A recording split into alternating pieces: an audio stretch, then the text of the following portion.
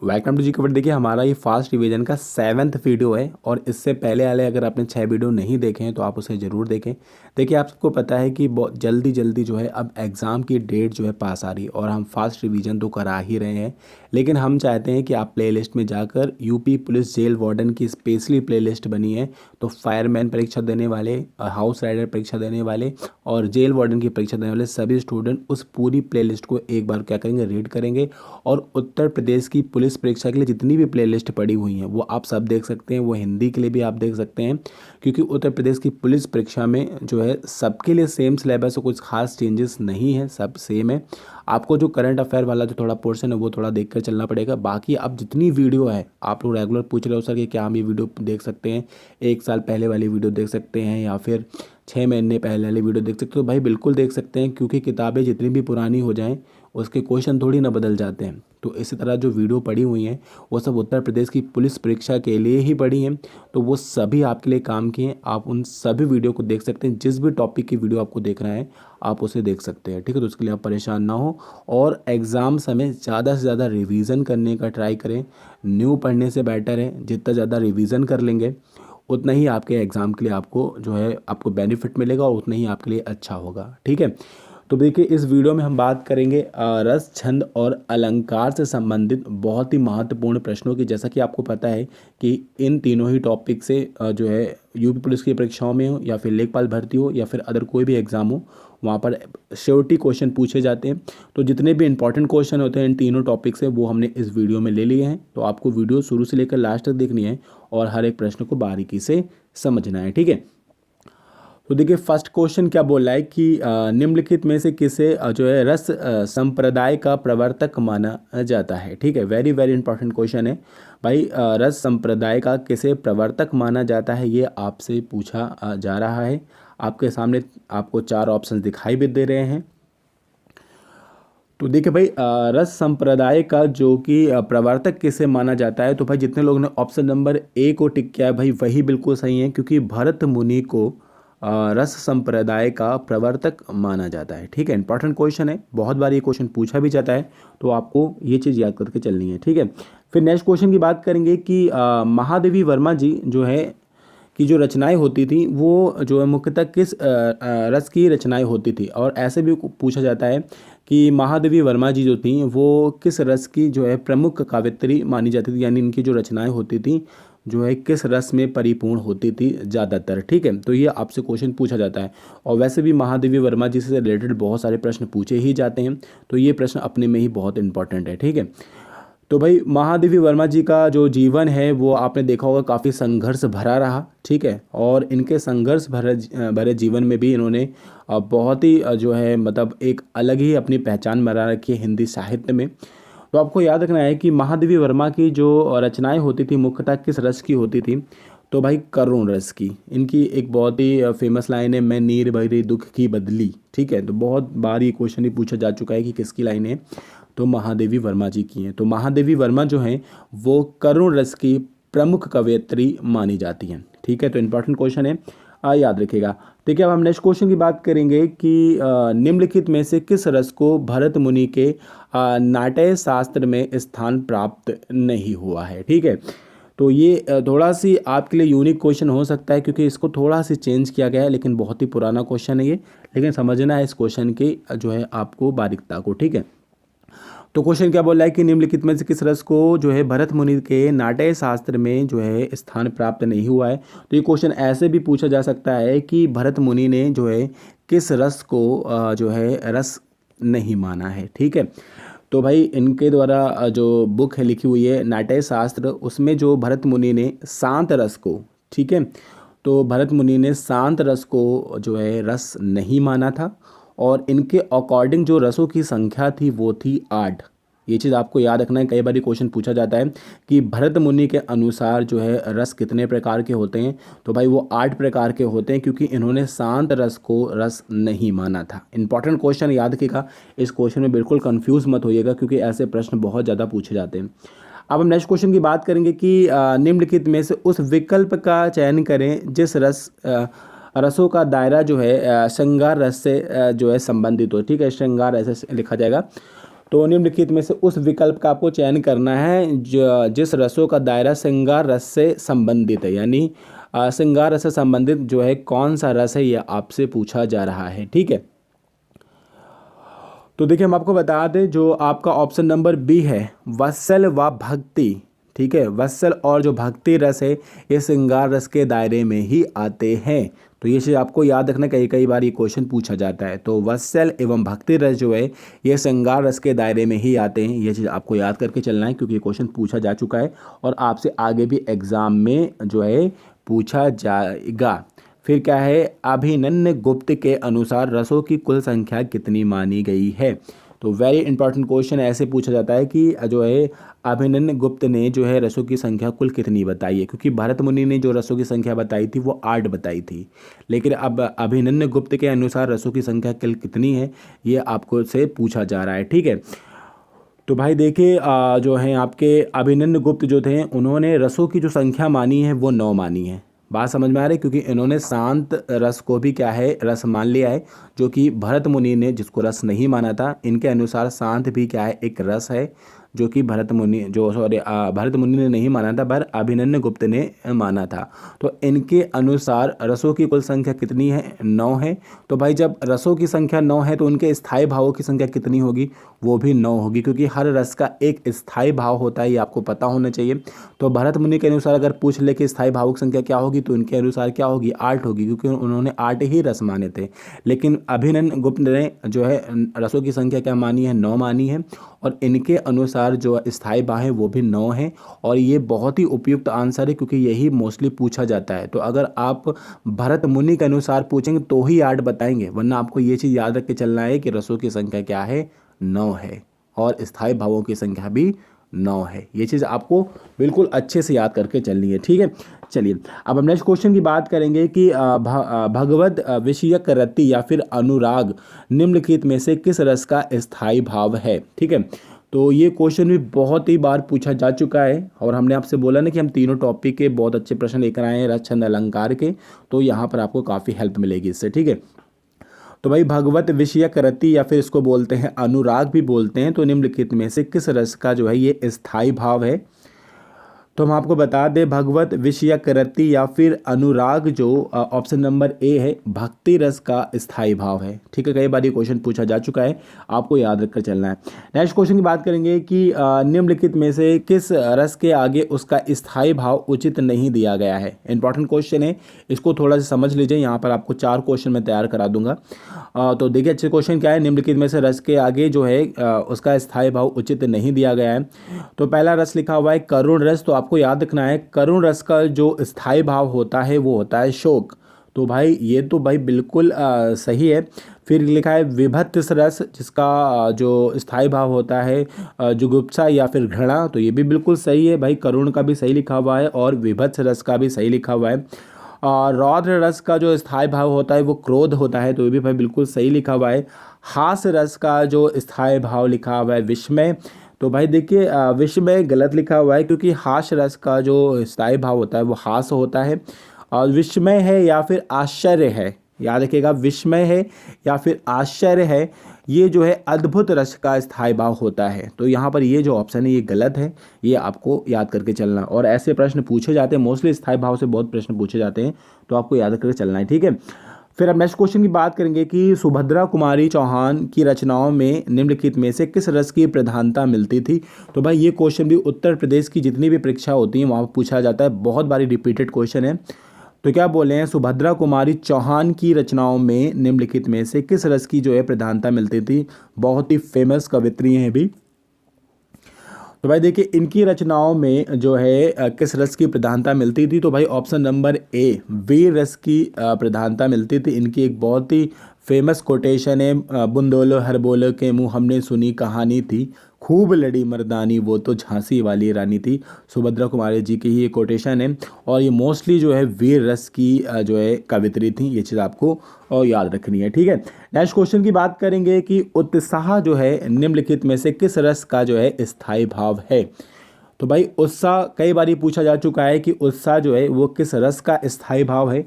तो भाई आपको पता होना चाहिए कि आपको उत्साह कब होता है, जिसको बोलते हैं जोश, आपको जोश कब होता है, जब वीरता की बातें की जाए। ठीक है, तो भाई उत्साह है तो वीरता की बातें हो रही, तभी तो आपके अंदर जोश आएगा कि आप कुछ कर, जैसे कि आपको एग्ज़ाम में कब जोश आएगा, कि जब आपको लगेगा कि हाँ मुझे बस तैयारी करनी है, मुझे एग्ज़ाम क्रैक करना है। तो वो जो जोश, वो उत्साह जो आपके अंदर आएगा, वो वीरता की निशानी होता है। ठीक है, तो भाई वो वीर रस का है, ये चीज़ आपको याद रखना है। ऐसे प्रश्न पूछे जाते हैं एग्जाम में, ऐसे पढ़ लीजिए, आपको कोई तकलीफ नहीं होगी एग्जाम में। देख लीजिएगा हिंदी में जितने भी 38 क्वेश्चन आने वाले हैं, अगर आपने इस तरह से पढ़ाई करी बच्चा लोग, तो आप लोग पूरी तरह से क्या है, हिंदी के सभी प्रश्न सही करके आओगे। ठीक है, फास्ट रिवीजन का एक भी वीडियो नहीं छोड़ना है।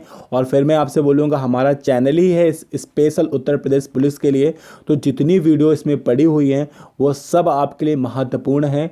समय कम है, शुरू से लेकर लाइन तक जितनी भी वीडियो आपको मिलती जाए उनको पढ़ते जाइए, हर एक वीडियो आपके लिए काफ़ी इंपॉर्टेंट है। ठीक है, फिर हम नेक्स्ट क्वेश्चन की बात करेंगे, श्रृंगार रस को निम्नलिखित में से कितने भागों में बांटा जाता है। ठीक है, तो भाई बताइए श्रृंगार रस को निम्नलिखित में से कितने भागों में बांटा जाता है। तो भाई देखिए, 2 भागों में श्रृंगार रस को बांटा जाता है, आपको पता ही होगा। वियोग, याद आया कि नहीं आया, कौन कौन से होते हैं, एक होता है संयोग और एक होता है वियोग श्रृंगार। ठीक है, तो 2 भागों में अब बांटा जाता है। इंपॉर्टेंट क्वेश्चन याद रखिएगा। नेक्स्ट क्वेश्चन की बात करेंगे कि कवि बिहारी मुख्यतः जो है किस स्थायी भाव के कवि माने जाते हैं। तो क्वेश्चन को थोड़ा सी उल्टा किया गया है, लेकिन क्वेश्चन बहुत ही ईजी है। तो क्या बोल रहे हैं, कवि बिहारी मुख्यतः किस स्थायी भाव के कवि माने जाते हैं। तो ऑप्शन नंबर ए जो है वो रति। ठीक है, रति जो है स्थायी भाव के मुख्यतः कवि माने जाते हैं। तो अब आपसे पूछ लिया जाए कि जो है रति किसका स्थायी भाव होता है, तो ये चीज़ आपको आना ही चाहिए। तो भाई याद रखिएगा कि रति जो है वो श्रृंगार रस का स्थायी भाव है। तो आपसे ऐसे भी क्वेश्चन पूछ लिया जाएगा कि श्रृंगार रस के प्रमुख कवि कौन है, तो भाई बिहारी हैं, और बिहारी जो है श्रृंगार रस के प्रमुख कवि माने जाते हैं। तो यही तो क्वेश्चन था ना कि किस स्थायी भाव के, तो ऑप्शन है ऑप्शन ए यानी रति, और रति किसका स्थायी भाव होता है, श्रृंगार रस का। तो इंपॉर्टेंट क्वेश्चन है, ये याद रखिएगा। फिर हम नेक्स्ट क्वेश्चन की बात करेंगे कि निम्नलिखित में से किसका शाब्दिक अर्थ खुश करना है। तो भाई देखिए, यहाँ से शुरू हो गए अब आपके छंद। तो क्या बोल रहे हैं, निम्नलिखित में से किसका शाब्दिक अर्थ क्या है, खुश करना, यानी उस उल्ले जो है खुश कर देना, मतलब आपको एक तरीके से। तो किसका अर्थ होता है, तो हमने आपसे स्टार्ट बता ही दिया है कि यहाँ से छंद स्टार्ट हो गए। तो भाई ऑप्शन नंबर ए, इसका शाब्दिक अर्थ होता है छंद का खुश करना। इंपॉर्टेंट क्वेश्चन है, याद रखिएगा। नेक्स्ट क्वेश्चन की बात करेंगे कि पिंगल किसे कहा जाता है। बहुत ही अच्छा क्वेश्चन, कई बार रिपीटेड क्वेश्चन है। तो भाई पिंगल किसे कहा जाता है, तो आपको याद रखना है पिंगल जो कहा जाता है ऑप्शन नंबर बी, छंद को कहा जाता है। ठीक है, चलिए आप देखिए, हम नेक्स्ट क्वेश्चन की बात करेंगे कि निम्नलिखित में से छंद का एक प्रकार नहीं है। क्वेश्चन को अच्छे से पकड़िए, फिर आप इसको आंसर इसका करिए। क्या बोल रहे हैं कि निम्नलिखित में से जो है छंद का एक प्रकार नहीं है। तो देखिए, हम आपको बताएं ऑप्शन नंबर सी जो है उभया, ये छंद नहीं होता है। याद रखिएगा, छंद 3 प्रकार के होते हैं, एक होता है वार्णिक छंद, एक होता है मात्रिक छंद, और एक होता है मुक्त छंद। लेकिन उभया कोई छंद नहीं होता, उभया अलंकार होता है, ना कि छंद होता है। तो यहाँ पर ये गलत है ऑप्शन, और बाकी जो 3 ऑप्शन दिए हैं वो छंद होते हैं, ये चीज़ आपको याद रखना है। फिर हम नेक्स्ट क्वेश्चन की बात करेंगे कि निम्नलिखित में से कौन सा एक विकल्प छंदों के लिए उचित माना जाएगा। तो भाई आपको अभी मैंने ऊपर बताया कि 3 प्रकार के छंद होते हैं, वार्णिक छंद, मात्रिक छंद और मुक्त छंद। ठीक है, तो भाई वार्णिक छंद के आगे क्या लिखा हुआ है, सभी चरणों में वर्णों की संख्या समान हो। भाई वर्ण यानी वार्णिक, अगर वर्णों की बात की जाएगी तो वहाँ पर वर्ण से रिलेटेड बात की जाएगी, यानी तो ये बिल्कुल सही है भाई। वार्णिक छंद में क्या होता है, सभी चरणों में वर्णों की संख्या जो है समान होती है। मात्रिक छंद में क्या होता है, सभी चरणों में मात्राओं की संख्या समान होती है। यानी वार्णिक छंद में वर्णों की संख्या समान है, मात्रिक छंद में सभी चरणों में मात्राओं की संख्या समान है। अब लिखा है मुक्त छंद, तो यार क्या, जिस छंद में वर्ण एवं मात्राओं का प्रतिबंध ना हो, यानी जो ऐसे छंद जिसमें वर्ण और मात्राओं का प्रतिबंध नहीं होता है, उन्हें कहते हैं मुक्त छंद। तो भाई ये भी बिल्कुल सही है। तो ये सभी जो है क्या है, उचित विकल्प माने जाएंगे। तो यहाँ पर आपको थोड़ी सी मैंने डेफिनेशन भी बता दी, जिससे कि आपको आगे एग्जाम में कोई प्रॉब्लम ना हो। अगर वीडियो अच्छी लग रही हो तो प्लीज़ लाइक ज़रूर करें, शेयर करें, क्योंकि ये सब हम आपके लिए ही करते हैं। जितना ज़्यादा हो सकेगा हम आपकी हेल्प करेंगे और आपको बेस्ट बेस्ट क्वेश्चन जो है प्रोवाइड कराएंगे। जब आप एग्ज़ाम में बैठते हैं तो फिर आपको फिर याद आती है कि मैंने आपको क्या क्या पढ़ाया था। बहुत सारे स्टूडेंट उत्तर प्रदेश की पुलिस परीक्षा में जीके वर्ल्ड से जो है सिलेक्ट हुए हैं और उनके मैसेज हमारे पर रेगुलर आते रहते हैं, तो अच्छा लगता है। ठीक है, तो भाई मात्रिक छंदों को अन्य कितने भागों में बांटा जाता है? ऑप्शन 16वां क्वेश्चन जो है काफ़ी अच्छा है। आपको बताना है कि मात्रिक छंदों को अन्य कितने भागों में बांटा जाता है। पहले छंदों को 3 भागों में बांट दिया गया, वर्णिक, मात्रिक और मुक्त। अब भाई मात्रिक छंदों को भी बोल दिया गया कि कितने भागों में बांटा जाता है, यह आपसे पूछा जा रहा है।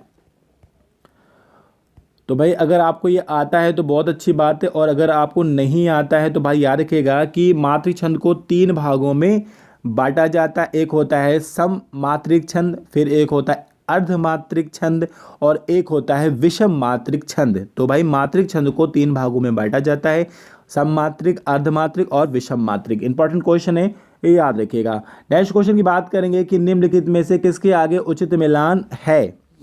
लिखा है सममात्रिक छंद। देखिए अभी मैंने आपको बताया ना 3 भागों में बांटा है, तो सममात्रिक छंद तो चौपाई, रोला, हरिगीतिका और आल्हा। ठीक है, इसी को देखिए आल्हा को ही कहते हैं वीर छंद। तो ये चीज़ आपको याद रखना, या आल्हा लिख कर आए या फिर वीर छंद लिख कर आए तो वो क्या है, सममात्रिक छंद ही है। याद रखिएगा, रोला, आपका चौपाई, हरिगीतिका और आल्हा, और यही छंद बार बार रिपीट करके पूछे भी जाते हैं। फिर लिखा है अर्धमात्रिक, तो यहाँ पर दोहा, सोरठा, उलाला, तो ये क्या है, बिल्कुल सही है ये भी। फिर विषम मात्रिक, तो ये है कुंडलियाँ और छप्पे। तो याद रखिएगा यहाँ सभी क्या है, उचित मिलान है। और हम आपको बता दें कि सबसे ज़्यादा मात्रिक छंद पूछे जाते हैं आपके एग्ज़ाम में। ठीक है, सममात्रिक छंद, सॉरी, आपका जो वर्णिक छंद है वो बहुत कम पूछा जाता है। मुक्त छंद तो भाई बहुत ही रेयर में पूछ लिया जाएगा, लेकिन मात्रिक छंदों को आपको बहुत अच्छे से पढ़ना है, क्योंकि यही पूछे जाते हैं मोस्टली। क्या पूछा जाता है, दोहा पूछा जाता है, रोला पूछा जाता है, हरिगीतिका पूछा जाता है, सोरठा पूछा जाता है, कुंडलियाँ पूछा जाता है, और ये सब क्या है, मात्रिक छंद है। ठीक है, ये चीज़ याद रखिएगा। फिर हम नेक्स्ट क्वेश्चन की बात करेंगे कि दोहा प्लस रोला छंद के मिलन से निम्नलिखित में से किस छंद की उत्पत्ति होती है। तो भाई जब दोहा और रोला आपस में क्या हो जाते हैं, मिल जाते हैं बच्चा, तो किस किस छंद की उत्पत्ति होती है, यह आपसे पूछ लिया गया है। और ये क्वेश्चन उत्तर प्रदेश की पुलिस परीक्षा में पूछा गया क्वेश्चन है। तो भाई देखिए, जब दोहा और रोला आपस में मिल जाते हैं तो एक छंद की निष्पत्ति होती है, जिसको हम लोग बोलते हैं कुंडलियाँ। ठीक है, तो कुंडलियाँ छंद बनता है जब दोहा और रोला मिल जाते हैं आपस में। ठीक है, नेक्स्ट क्वेश्चन की बात करेंगे कि हरिगीतिका छंद में मात्राओं की संख्या कितनी होती है। यूपीपी में पूछा गया ये भी क्वेश्चन है। ठीक है, इंपॉर्टेंट क्वेश्चन, याद रखेगा कि हरिगीतिका छंद में मात्राओं की संख्या कितनी होती है।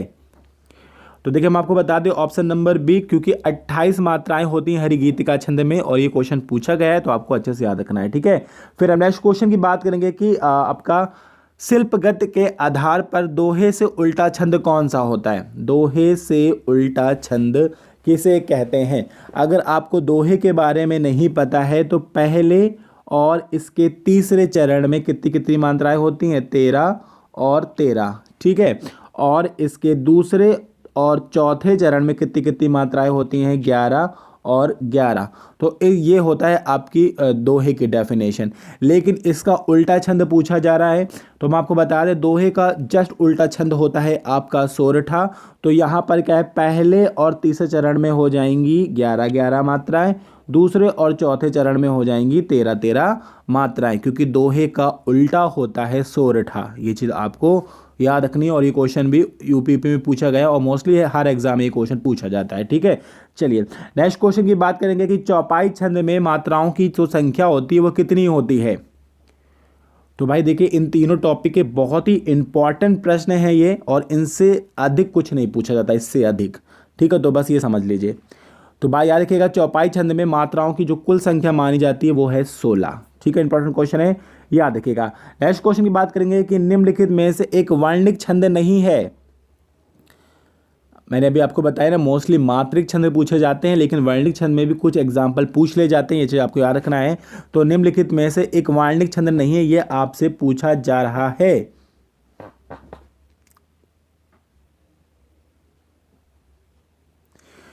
तो देखिए आपका लिखा है बरैवे। तो याद रखिएगा, बरैवे जो है ये एक अर्धमात्रिक छंद है। सवैया, मदाक्रांता और चंचला, ये सब वार्णिक छंद है। ठीक है, इंपॉर्टेंट क्वेश्चन याद रखिएगा। सवैया और बैरवा में बहुत सारे लोग क्या करते हैं, कन्फ्यूज़न कर जाते हैं, लेकिन जो आपका बैरवा है वो क्या है, एक तरह का वार्णिक सॉरी आपका मात्रिक छंद है, ना कि वार्णिक छंद है। ठीक है, इंपॉर्टेंट क्वेश्चन याद रखिएगा। नेक्स्ट क्वेश्चन की बात करेंगे कि जूही की कली नामक कविता मुक्त छंद की प्रमुख रचना मानी जाती है। तो इंपॉर्टेंट क्वेश्चन याद रखिएगा, जूही कली किस छंद की प्रमुख रचना मानी जाती है, तो आपकी मुक्त छंद की प्रमुख रचना मानी जाती है। और जो ये रचना है वो किसके द्वारा लिखी गई है, ये आपसे क्वेश्चन पूछ लिया गया है। तो भाई देखिए, जूही की कली जो नामक कविता की जो रचना है ये मुक्त छंद की प्रमुख रचना मानी जाती है, और इसके जो राइटर है वो हैं सूर्यकांत त्रिपाठी निराला। इंपॉर्टेंट क्वेश्चन याद रखिएगा। नेक्स्ट क्वेश्चन की बात करेंगे कि निम्नलिखित में से कौन सा एक सममात्रिक छंद का उदाहरण नहीं है। सममात्रिक छंद का उदाहरण नहीं है। तो देखिए यहाँ पर लिखा है ऑप्शन नंबर डी मालिनी। तो याद रखिएगा, मालिनी एक वार्णिक छंद है, वर्णिक छंद है, यानी वर्णों से बनने वाला छंद है, ना कि मात्रिक। अहीर, वीर जिसको आला भी बोलते हैं, या फिर रूपमाला, ये सब क्या है, आपके मात्रिक छंद है, लेकिन मालिनी एक वार्णिक छंद है। ये चीज आपको याद करके चल रही है। नेक्स्ट क्वेश्चन की बात करेंगे कि कवि भूषण निम्नलिखित में से किस रस के प्रमुख कवि माने जाते हैं।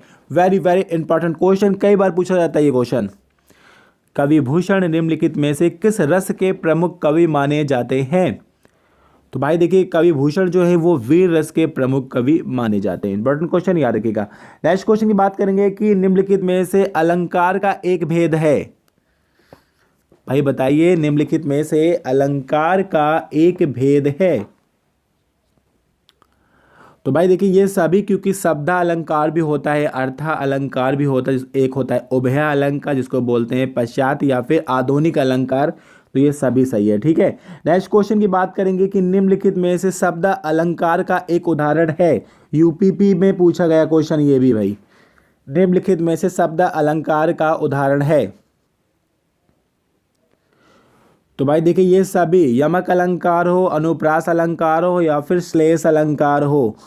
यमक में क्या होता है, एक ही शब्द जब बार बार आ जाए और प्रत्येक बार उसका अर्थ क्या हो, भिन्न हो। श्लेष में क्या होता है, एक शब्द एक ही बार आएगा पर तो वहाँ पर जो इसके अर्थ हो जाएंगे भिन्न भिन्न। अनुप्रास में क्या होगा, वही चीज़ है, वर्णों की जो है संख्या बदलती है। ठीक है, लेकिन आपको याद रखना ये सभी क्या होते हैं, शब्दा अलंकार होते हैं। तो ये बिल्कुल सब सही है। ठीक है, नेक्स्ट क्वेश्चन की बात करेंगे, जब एक ही शब्द की आवृत्ति एक से अधिक बार होती है परंतु प्रत्येक बार उस शब्द का अर्थ अलग अलग होता है, यहाँ किस अलंकार की निष्पत्ति होती है। जब एक ही शब्द की आवृत्ति क्या है, बार बार होती हो, लेकिन परंतु प्रत्येक बार क्या है, उसका अर्थ क्या हो, भिन्न हो, तो यहाँ किस अलंकार की निष्पत्ति होती है, यह आपसे पूछा जा रहा है। तो देखिए, हम आपको बता दें, अभी मैंने आपको बताया था ना, जैसे कनक कनक समानाधिकता अधिकाय। तो देखिए, कनक कनक दो बार यूज हुआ है, लेकिन शब्द एक ही है, लेकिन दोनों का अर्थ क्या है, अलग है। एक का मतलब है सोना, एक का मतलब है धतूरा।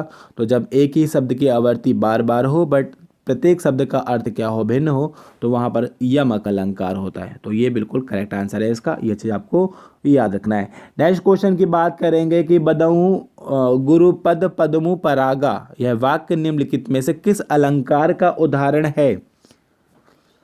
तो याद रखिएगा, जब एक ही वर्ण की आवृत्ति बार बार हो, यानी एक वर्ड यानी एक व्यंजन की आवृत्ति क्या हो, बार बार हो, तो वहाँ पर कौन सा अलंकार होता है। आप देख सकते हैं, पा की आवृत्ति कई बार हुई है। ठीक है, तो जब ऐसे ही आवृत्तियाँ बार बार होती हैं तो वहाँ पर होता है अनुप्रास अलंकार। इंपॉर्टेंट क्वेश्चन है, ये याद रखिएगा। नेक्स्ट क्वेश्चन की बात करेंगे कि निम्नलिखित में से अर्थ अलंकार का उदाहरण है। तो हम आपको बता दें, उपमा हो, संदेह हो, या फिर रूपक हो, ये सभी क्या है, अर्थ अलंकार के उदाहरण है। इंपॉर्टेंट क्वेश्चन है, ये याद रखिएगा।